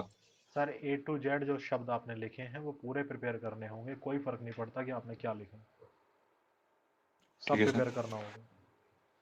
अच्छा, और सर एक लास्ट और इम्पोर्टेंट क्वेश्चन सर, मैंने ना कोचिंग का मेंशन कर दिया था सर, तो सर अब जैसे मैं साइंस बैकग्राउंड का हूँ, BSc किया है, तो सोचा हूँ ना अपना जैसे आपने कहा एजुकेशनल बैकग्राउंड को तुम पढ़ो, तो वही पढ़ लेता हूँ और वही बोल दूंगा कि साइंस पढ़ाता हूँ, तो या इसके अलावा एक दो सब्जेक्ट प्रिपेयर करूँ? नहीं, एक ही कर लो, कोई भी एक कर लो, सारे करने की आवश्यकता नहीं है, कोई भी एक कर लो। ठीक है। और सर जैसे आपने कहा है कि क्वेश्चंस प्रिपेयर करो, और सर आप बता रहे हो कि सेशंस लोगे उसमें आप बताओगे आंसर कैसे देना है, क्या देना है, तो सर अभी हम क्वेश्चंस प्रिपेयर करें या उस क्वेश्चंस का आंसर भी वो अपने रजिस्टर में नोट डाउन करते दोनों रहें? सर, पूरी स्क्रिप्ट तैयार करके रखिए, आपकी डेप्थ से कुछ भी पूछा जाएगा तो क्या आंसर करना है। सर लेकिन आंसर कैसा होगा वो तो आप कह रहे हो कि आप बताओगे, तो फिर सर अभी मैं अगर मौके आंसर में लिख तो सर मैं मौके में ही तो बताऊंगा, पहले वो क्वेश्चन मैं पूछूंगा, आप उसका आंसर मुझे बताओगे, मुझे कमी लगेगी तभी तो सुधरवाऊंगा। ठीक है सर। ठीक है सर, थैंक यू। ठीक है सर, तो Anurag. Thank you sir and good evening sir. Good evening sir मेरी बेसिकली 2-3 क्वेरीज हैं। सबसे पहली तो सर मैंने डेफ में जियो पॉलिटिक्स भरा है इंटरेस्ट में, और जो कि मुझे इंटरेस्ट भी है और मैं पढ़ता भी हूँ। तो सर आप गिवन आपका बहुत वास्ट एक्सपीरियंस भी है, तो सर आप क्या मुझे 2-3 ऐसे बुक सजेस्ट कर सकते हैं क्या, जो मतलब बेसिक मुझे जियो पॉलिटिक्स डिफिनीशन वगैरह से रिलेटेड मुझे मिल जाए? सर कर दूंगा, लेकिन उसके लिए मुझे कम से कम 2 दिन का समय दीजिए। Okay sir, thank you sir. Sir ये क्योंकि मैं अभी से तैयार करूंगा उसको, मुझे मतलब इंटरनेट पे बहुत सारे मिला है, लेकिन बुक मिल जाएगा तो एक कंपाइल्ड मिल जाएगा मुझे इन्फॉर्मेशन, उसके लिए मैं बोल रहा हूँ। और सर दूसरी क्वेरी मेरी ये है कि सर मैंने ग्रेजुएशन के बाद बीएड करा हुआ है, जो मैंने मेंशन भी किया हुआ है, तो सर मैं बीएड वाले पे ज्यादा फोकस करूँ कि सब्जेक्ट्स पे, कि ग्रेजुएशन वाले सब्जेक्ट पे ज्यादा फोकस करूँ? सर ग्रेजुएशन पे। Okay sir, thank you sir. और सर ये कहना सही रहेगा कि मैंने बीएड एज ए बैकअप के लिए किया था? हाँ आप बोल सकते हैं कि सर अगर मेरा डिफेंस का सपना पूरा नहीं हुआ तो मेरा सेकंड इंटरेस्ट है कि मैं बच्चों को पढ़ाऊं, तो इसीलिए मैंने बीएड की थी कि मेरा टीचिंग में काफी इंटरेस्ट है। Okay sir, thank you sir, thank you very much.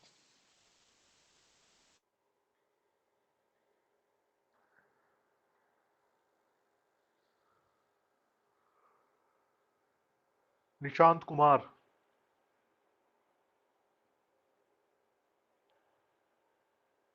Sir good evening. Good evening sir. Sir मेरा ग्रेजुएशन किए हुए 2-3 साल लगभग हो गया, अभी फिलहाल मैंने कोई कोर्स पे इनरोलमेंट नहीं किया है, तो क्या मतलब इस पे नेगेटिव प्रभाव भी पड़ सकता है क्या? नहीं सर, 2-3 साल में कोई फर्क नहीं, 3 साल से ज्यादा होगा तो फर्क आएगा। तो इस पे अगर क्वेश्चन है किस तरह डिफेंड करेंगे सर इस पे? सर क्वेश्चन इस पे आएगा ही नहीं, अगर 2-3 साल का ही है तो फ्रेशली ग्रेजुएट माना जाता है, 2 साल का 3 साल का, उस पे क्वेश्चन नहीं पूछेंगे। हाँ, 3 साल लगभग हो गए हैं सर इसमें कोई दिक्कत कंप्लीट नहीं किए हुए। है, कोई दिक्कत नहीं आएगी सर। उसके बाद अगर किसी को 4 साल हो जाए, 5 साल हो जाए तो दिक्कतें आती हैं।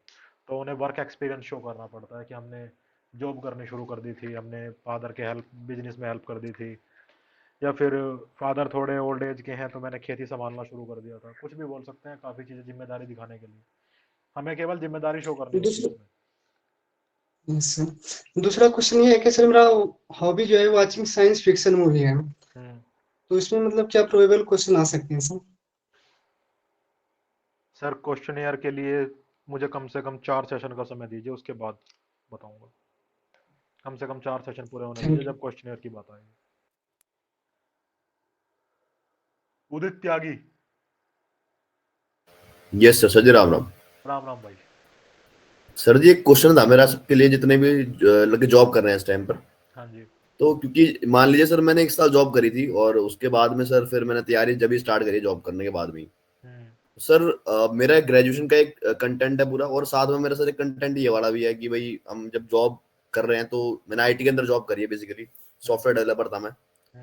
सर उन दोनों को कैसे एक मतलब एक इक्वल बैलेंस के साथ में तैयारी करनी है, पहला क्वेश्चन तो मेरा ये है कि भाई ध्यान कितना देना है दोनों पर और किस हिसाब से ध्यान देना है, क्योंकि दोनों मेरे जो बेसिकली ग्रेजुएशन थी जो मैंने करी है वो इलेक्ट्रॉनिक्स एंड कम्युनिकेशन के अंदर करी है।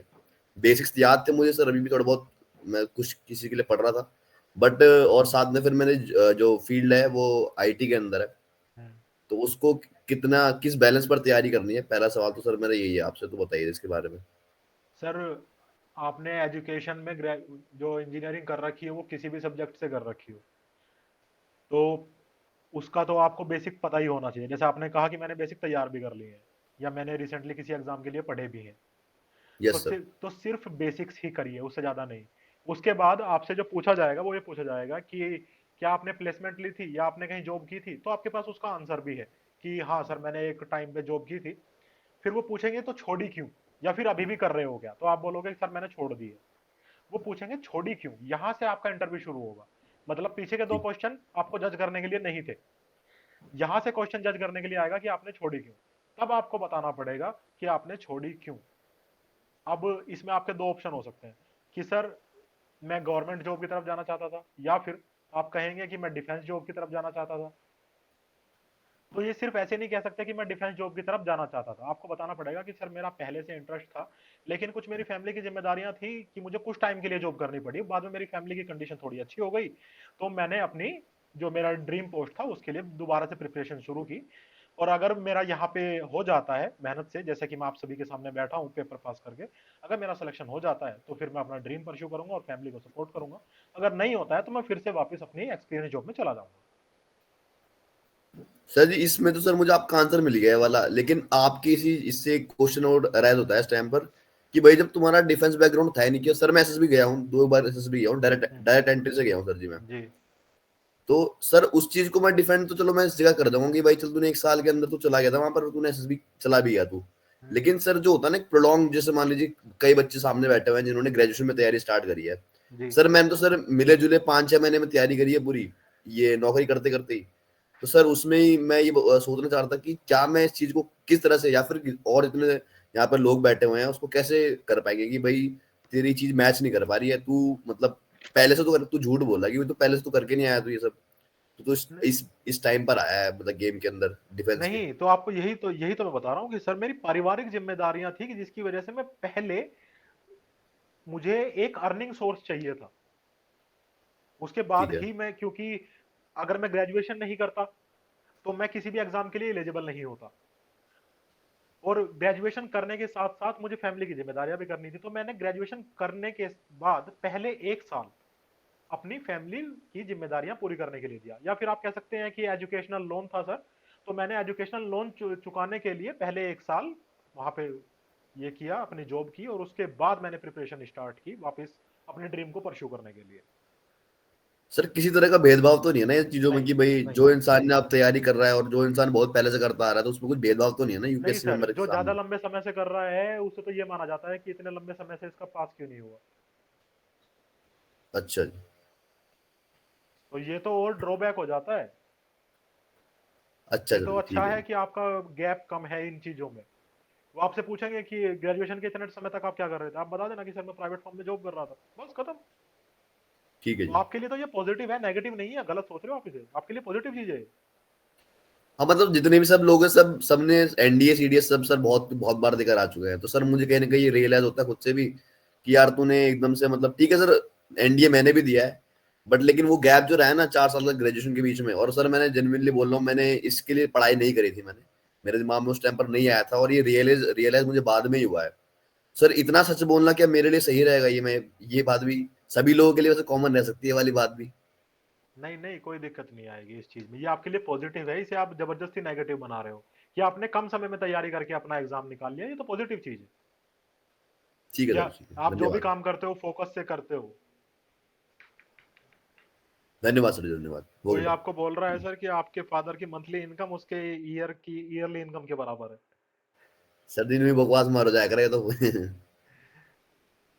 अरे सच बात है ये, आप फैमिली की जिम्मेदारी वाली बात कर रहे हो, मुझे नहीं लगता इसकी फैमिली की जिम्मेदारी ऐसी कुछ है। चलिए वो बट तो भाई कोई बात डाउट। नहीं, लेकिन उन्हें वो बात पता नहीं होती, ऐसी कोई बात नहीं है। आप फैमिली की जिम्मेदारी नहीं कह सकते तो आप कोई दिक्कत नहीं है, आप ये वर्ड यूज नहीं करना चाहते तो आप एजुकेशनल लोन के लिए कर लीजिए, या आप कह दीजिए कि सर एक मैं अपनी जो एजुकेशन मैंने ली थी, इंजीनियरिंग मैंने की थी, मैं 1 साल पहले उसका करियर प्रोस्पेक्ट एक्सप्लोर करना चाहता था। कुछ भी कह सकते हैं आप कि सर मैं उसे प्रैक्टिकल नॉलेज में डाल के देखना चाहता था कि मेरी एजुकेशन ठीक भी है या नहीं, आप कुछ भी कह सकते हैं, कोई दिक्कत नहीं आएगी। कुछ भी सर कहिए, सच पॉजिटिव तो कहिए, सच हो बोल जाएगा। ये वाला सच तो चल जाएगा ना सर वहां पर। बिल्कुल चल जाएगा सर। ठीक है सर जी, धन्यवाद।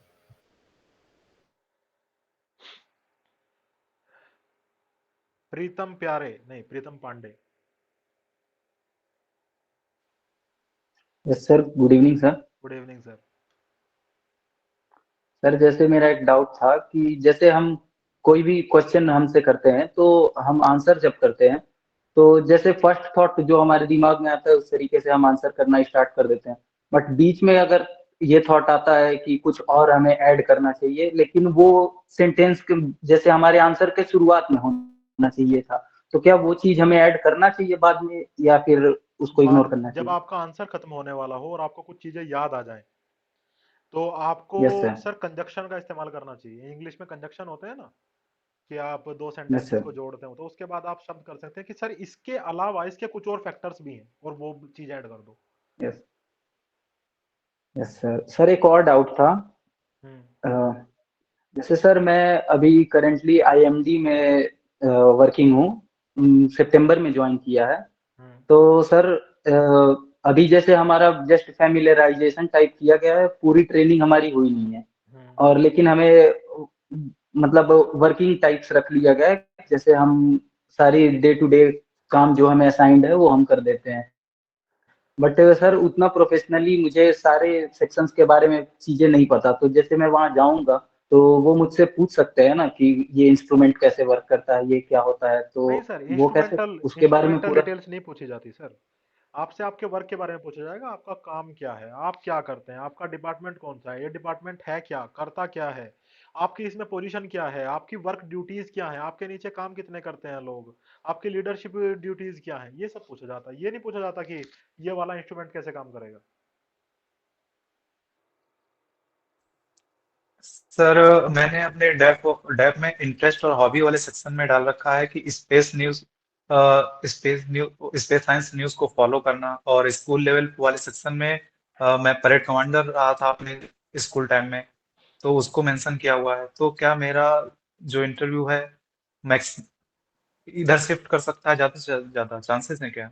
सर चांसेस क्योंकि हैं, 2033 में लेकिन सर। ये इतना बड़ा टॉपिक नहीं है कि इस पे आपका इंटरव्यू शिफ्ट हो जाए। एक बोर्ड मेंबर कोई भी इस पे 2-4 सवाल पूछ सकता है, लेकिन पूरा इंटरव्यू इस पे शिफ्ट नहीं हो सकता। ठीक है, कोई भी एक ये पूछ सर नहीं सकता है सर कि मेरी अपनी रिसेंट अचीवमेंट्स बता दीजिए, अभी फिलहाल हमारी क्या कंडीशन है, आने वाले मिशंस कौन से हैं, या फिर इस सेक्टर को प्राइवेटाइज करने के बाद कुछ फायदा हुआ है, इसमें फॉरेन डायरेक्ट इन्वेस्टमेंट से कुछ हो रहा है, ये ऐसे क्वेश्चन पूछे जा सकते हैं जो न्यूज से रिलेटेड है। लेकिन ऐसे पूरा इंटरव्यू नहीं जाएगा, कोई एक बोर्ड मेंबर इस पे बात कर सकता है। Yes sir, thank you sir. चलिए, तो लास्ट हाथ उठा हुआ है अगेन अरित्रा चटर्जी का, बताइए सर। जी सर, डिस्कशन के चलते एक फॉलोअप क्वेश्चन अराइज हुआ कि वो आप बताए ना कुछ नेगेटिव एस्पेक्ट्स हर वक्त अवॉइड करने, जैसे बॉलीवुड हो गया या फिर कोचिंग हो गया, तो इन सब को आइडेंटिफाई कैसे करें, मतलब किस क्राइटेरिया के बेसिस पर? किस क्राइटेरिया के बेसिस पर इन चीजों को अवॉइड करें? मतलब सर ये जो पर्टिकुलर जॉनरा हो गया कोचिंग या फिर लाइक बॉलीवुड, तो ऐसे पता नहीं था ना कि बॉलीवुड को या फिर कोचिंग को नेगेटिवली परसीव करता है यूपीएससी, तो सर ये कैसे मोरल पता लगा? ग्राउंड्स पर, मोरल ग्राउंड्स पर आपको लगता है मोरली कोचिंग अच्छी होती हैं?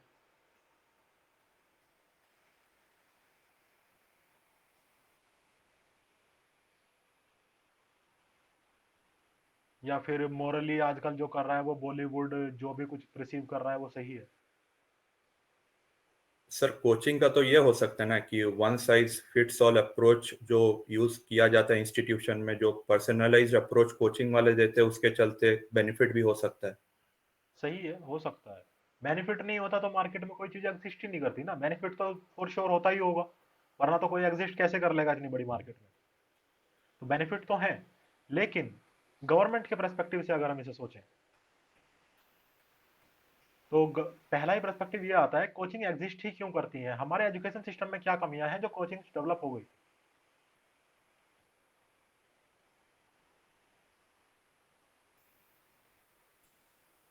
जी सर।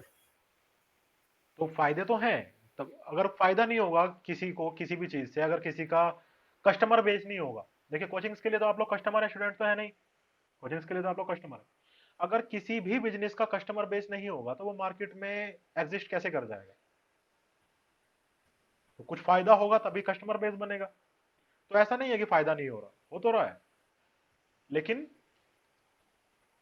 मोरल ग्राउंड्स पे अगर हम इसकी बात करें या फिर हम गवर्नमेंट ग्राउंड्स पे इसकी बात करें, तो गवर्नमेंट से सर्वेंट पहले यही पूछे आपसे कि एजुकेशन सिस्टम में क्या कमियां हैं कि कोचिंग्स को डेवलप होना पड़ा।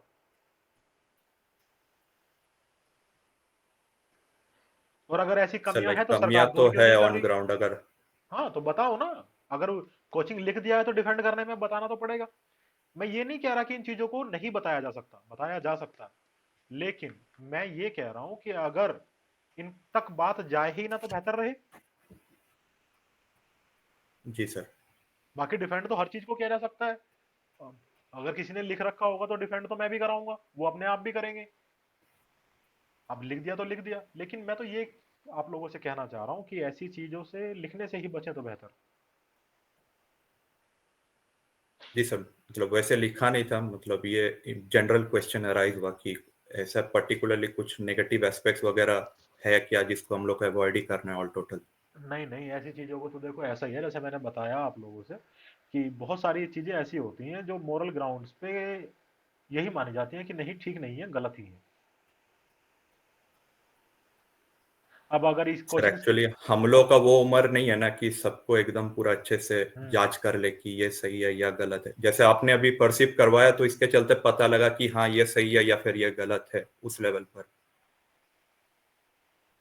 अब इसी चीज को अगर सही या गलत के तौर पे देखा जाए, जब कोचिंग्स पे बात चली है तो मैं भी एक इंस्टीट्यूशन चला रहा हूँ या ये चीजें कर रहा हूँ, तो ये भी एक मैटर ही है कि कोचिंग्स के टीचर्स को शायद वर्दी नहीं माना जाता। आप लोग भी नहीं मानते होंगे बहुत सारे कोचिंग्स के टीचर्स को वर्दी, बोलते हैं यार यार कोई भी खोल के बैठ जाता है, कोई भी कुछ भी कर लेता है, कि ये तो लूट रहा है, ये तो ये कर रहा है, ये तो वो कर रहा है, आते हैं ना मन में ख्याल, उन्हें वर्दी नहीं माना जाता। मोरल ग्राउंड्स आप लोग ही कहते हो, स्कूल की फीस आप लोग खुशी खुशी देते हो, कोचिंग की फीस देने में लगता है हाँ यार इसने तो इतनी फीस कर रखी है, उसकी मेहनत को मेहनत नहीं माना जाता। क्यों? क्योंकि मोरल ग्राउंड पे आप कोचिंग्स को ही अच्छा नहीं मानते हो, जबकि मेहनत तो कोचिंग का जो टीचर है वो स्कूल के टीचर से 1000 गुना ज्यादा कर रहा है, लेकिन मोरल ग्राउंड पे अच्छा नहीं माना जाता।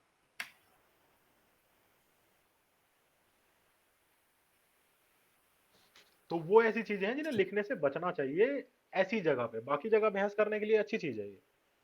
नहीं सर, उस लेवल पे तो जाना भी नहीं है। फिर भी कुछ ऐसा एस्पेक्ट्स भी होता है कि लाइक करियर रिलेटेड चॉइसेस, या फिर ऐसा जो अगर सच बोल दूं तो कि लगेगा कि नहीं ये उतना भी पैशनेट नहीं है जितना ये अपने आप को परसीव करवा रहा है, उस टाइप का। बाकी सर भले ही वो जिस भी सच क्यों चीज ना के हो। लिए जिस भी चीज के लिए इंटरव्यू देने जा रहे हो, चाहे वो सीएपीएफ हो, सीडीएस हो, या फिर यूपीएससी का सिविल सर्विस हो, किसी भी या प्राइवेट जॉब के लिए कहीं भी आप इंटरव्यू देने जाओगे तो आपको अपनी फर्स्ट प्रेफरेंस उसी एग्जाम को, उसी पोजीशन को देनी पड़ेगी। बताना पड़ेगा कि मेरी तो फर्स्ट प्रेफरेंस यही है। अगर आप ये नहीं बताओगे तो शायद आपको कंसिडर ही नहीं किया जाएगा। तो इस बात जी में तो सर। आपका वो चाहे सच हो या झूठ, फर्स्ट प्रेफरेंस तो इसे ही बतानी पड़ेगी।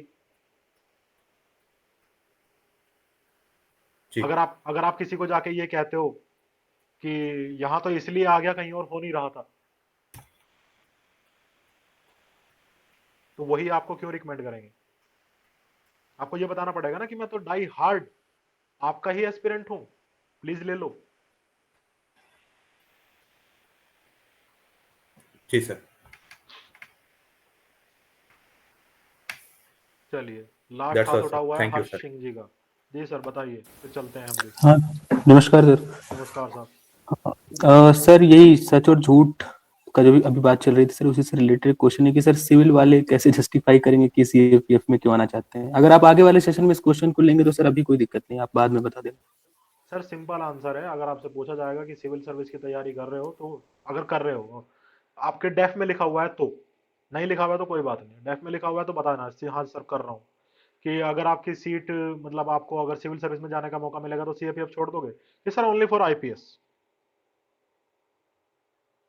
अगर मेरी फर्स्ट प्रेफरेंस आईपीएस है, अगर मुझे आईपीएस मिलेगा तो फॉर श्योर मैं छोड़ दूंगा, और अगर मुझे कोई और सर्विस मिलती है तो नहीं, मैं सीएपीएफ में कंटिन्यू करूंगा। वो पूछेंगे सिर्फ आईपीएस ही क्यों? कि सर जिस फोर्स में मैं जा रहा हूँ या जिस यूनिफॉर्म फोर्स में मैं जा रहा हूँ, आईपीएस से मुझे वहां की टॉप मोस्ट जो पोस्ट है वहां पे जाने का मौका मिलता है। तो ये मेरे करियर के लिए, मेरी करियर चॉइस के लिए उन्नति का मामला है। ये मेरे लिए किसी फोर्स के बीच में शिफ्ट करने का नहीं है, या मेरे करियर को या फिर मेरी लाइन ऑफ आइडियोलॉजी को चेंज करने का मामला नहीं है, सिर्फ मेरे लेवल को उठाने का है। और लेवल को उठाना, डेवलप करना तो सर सभी चाहते हैं। अगर मुझे आईपीएस का मौका मिलेगा तो मैं जरूर जाऊंगा। सर एक और क्वेश्चन था कि सर सीएपीएफ के बारे में उतनी अवेयरनेस अभी है नहीं सोसाइटी में सर, जो फैक्ट बात है सर। उसी तरह मुझे भी अभी पता लगा जब मेरा सेकंड लास्ट अटेम्प्ट था। तो सर इसके बारे में ऐसा पूछा जा सकता है कि अब आपका संज्ञान खुल रहा है इतने दिनों के बाद? तो सर ये तो गलती है आपकी। Yes sir. इतने दिनों से हाथ में मोबाइल है तो यूपीएससी की वेबसाइट पे कभी खोल ही लेनी चाहिए थी। ये तो है सर। सर लेकिन अब क्या कर सकते हैं, पता नहीं चला पहले कि ये भी कोई एग्जाम होता है। तो अब इसमें क्या किया जा सकता है? सर कैसे इसको जस्टिफाई कर सकते हैं? सर करा दूंगा, सारे सभी के लिए कराना है। बहुत सारे लोग होते हैं जिनका लास्ट अटेम्प्ट या सेकंड लास्ट अटेम्प्ट होता है। ये चीजें मैं कराऊंगा इन फ्यूचर। बाकी एक एक दो मैंने सबके डाउट ले लिए। बाकी किसी का कोई मेजर डाउट बचा हो अदर देन कि मेरा क्वेश्चन जस्टिफाई कर दो, उसके अलावा?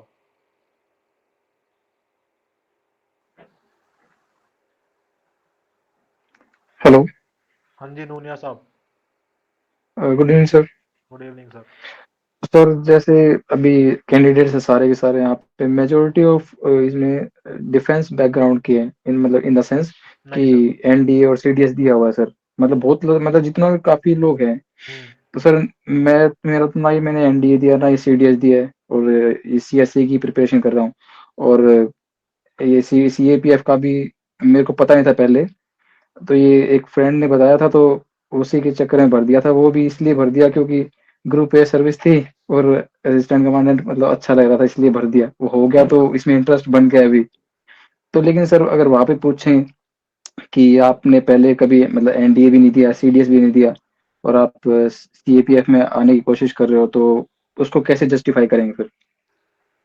कि सर मैं हमेशा से सिविल सर्वेंट बनना चाहता था। मैं सोसाइटी के बीच में रहकर सोसाइटी की सेवा करना चाहता था, इसीलिए मैंने सिविल सर्वेंट बनने का रास्ता चुना।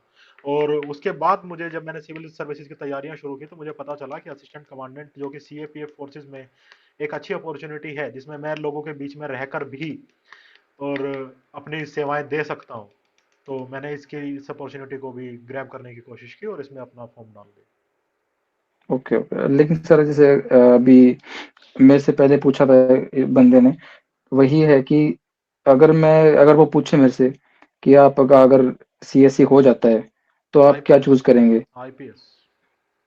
तो सर वो हार्डकोर होना पड़ेगा क्या IAS और IPS में? सर सीधा बोलना आईपीएस। ओके ठीक है सर, थैंक यू। दूसरी चॉइस ही मत देना, वरना बोलेंगे कि सीट वेस्ट कर रहे हो, ये कर रहे हो, वो कर रहे हो, एग्जाम केवल बैकअप के लिए निकाल जी दिया। जी नहीं, हाँ सर सर जी बिल्कुल, यही मतलब यही सबसे बड़ा कंसर्न तो ये होता है कि सीट वेस्ट कर रहे हो। सब आईपीएस बोलेंगे। हाँ जी सर, सब आईपीएस ही बोलेंगे। ओके ओके ठीक है सर, थैंक यू। भारत में आधी जनता को आईपीएस और आधी को आईएएस ही तो बनना है, इसमें गलत क्या है बोलना। जी कोई बच्चा सपना देखता है कि प्रधानमंत्री बनूंगा? नहीं, आईएएस आईपीएस में है सब। Yes sir. किसी भी बच्चे से पूछ लो आप क्या बनोगे बेटा, बताएगा आईएएस आईपीएस। चलिए तो ठीक है, अभी के लिए मिलते हैं फिर जल्दी आप लोगों से सेशंस के साथ में। तो अभी प्लीज कट ऑफ वगैरह पे डिस्कस मत किया करो, पढ़ाई लिखाई पे ध्यान दे लो, ओपिनियन बनाया करो, न्यूज वगैरह पढ़ लिया करो, उन चीजों पे ध्यान दो, कट ऑफ वगैरह पे ज्यादा मत घूमो, ठीक है। चलिए धन्यवाद आप सभी का आने के लिए और भरोसा बनाए रखने के लिए। Thank you so much sir. Thank you sir.